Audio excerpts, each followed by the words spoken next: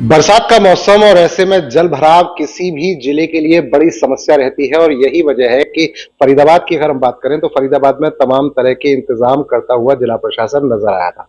अभी स्थिति क्या है, चूंकि बरसात हुई है और उसके बाद कितना अपने लक्ष्य को पाने में जिला प्रशासन सफल रहा है, इस पर बात करने के लिए हमारे साथ जिला उपायुक्त मौजूद है। सर, बरसात के लिए बड़ी तैयारी की गई थी, किस तरह का माहौल रहा? बिल्कुल ही जी, जैसा आप देखेंगे फील्ड में कि बरसात की जो तैयारी थी उसमें सभी डिपार्टमेंट लगे हुए थे। साथ ही जो हमारे सीनियर अधिकारी हैं तो उनकी भी ड्यूटी हमने लगाई थी। जो एचसीएस अधिकारी हैं हमारे पूरे जिले में, तो उनको हमने डिस्पोजल्स और एरिया उनको बांटा था कि उनकी मॉनिटरिंग वो करें, उसकी तैयारी कैसी हो रही है वो देखें। और साथ ही अब जब मानसून आ रहा है तो उसके दौरान भी कैसे पानी निकल रहा है वहाँ पे, उस दौरान भी उसकी उस पर नजर रखें। साथ ही अगर आप देखेंगे कि जो हमारे मेजर चौक पॉइंट जो हमारे रहते थे शहर में, तो अब की बार वहाँ पे समस्या काफी कम देखने को मिली है। जैसे अगर मैं बात करना चाहूँ कि जो हमारा सेक्टर या एनएचपीसी अंडरपास की अगर मैं बात करूं, तो वहां पे अब की बार पानी बहुत ही कम देखने को मिला और वो अंडरपास भी बंद नहीं रहा, बारिश के दौरान भी वो चलता रहा। इसके साथ ही जो ओल्ड अंडरपास है उसमें थोड़ा सा पानी देखने को मिला, वो भी तभी की तभी वो पानी निकाल दिया गया।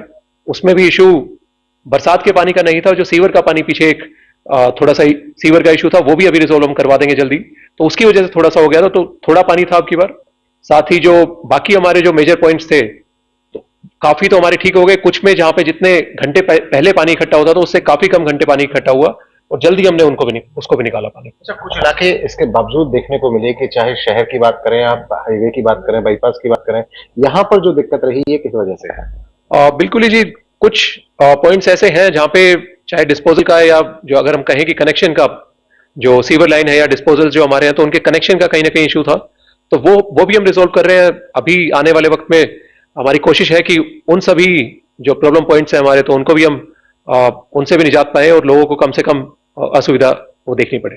नालों की सफाई का काम बड़े पैमाने पर किया गया, क्या पूरी तरह से सफाई का काम पूरा हो चुका है या उनको पूरी तरह जोड़ दिया गया है कि उनका डिस्पोजल प्रॉपर तरीके से हो पाए? बिल्कुल ही जी, जैसा आप देखेंगे जो हमारे नाले हैं, मेजर जो हमारे नाले हैं, अगर मैं कहूँ बुढ़िया नाला या फिर गोची ड्रेन या फिर जो हमारा बड़कल नाला था, तो उस पर काफी ज्यादा हमारी समस्या थी। पूरी तरह चौक भी पड़े थे कई जगह से, तो हमने वो खुलवाए भी हैं अब की बार। और अब की बार फील्ड में भी देखेंगे कि जो नालों में जहाँ पे कई बार पानी देखने को भी नहीं मिलता था, वहां पे वो पूरे नाले खुलवा के वहां पे पानी जा रहा है वो। साथ ही जो हमारी ड्रेन्स भी थी जो 100% तक चौक थी वो भी हमने खुलवाई है, अभी भी उसमें काम चल रहा है। परंतु ये एक कंटिन्यूअस प्रोसेस है कि जैसा अगर मैं कहूं कि पीछे से कूड़ा आ ही रहा है, जैसे कई जगह लोग सॉलिड वेस्ट भी उसमें नाले में डाल देते हैं, या फिर जो ड्रेन या फिर जो सीवर है, तो वो भी अगर कहीं ना कहीं काम चल रहा है तो उसमें भी लोग डाल देते हैं उधर। तो उसकी वजह से चौकिंग की समस्या और ज्यादा जटिल हो जाती है। तो आग्रह लोगों से मेरा यही है कि कृपया करके अपना कूड़ा नालों में या ड्रेन में या फिर सीवर में बिल्कुल भी ना डालें, तो जो कई जगह देखने को मिलता है। तो ये जिला उपायुक्त विक्रम यादव है, एक बात साफ तौर पर कह रहे हैं कि जिला प्रशासन अपनी ओर से पूरी कोशिश कर रहा है इस बात की कि बरसात के दौरान आपको जल भराव का सामना ना करना पड़े, लेकिन आपको भी इसमें मदद करनी होगी। और वो मदद ये कि घरों का कूड़ा, पॉलिथीन और तमाम जो चीजें हैं उन्हें लाइन में ना डालें, उन्हें सीवर लाइन में ना डालें, जिससे कि लाइन चोक ना हो पाए। लाइन चोक होती है इन्हीं की वजह से, इसलिए ये डालने से बचें। दीपक गौतम, सूर्य समाचार, फरीदाबाद।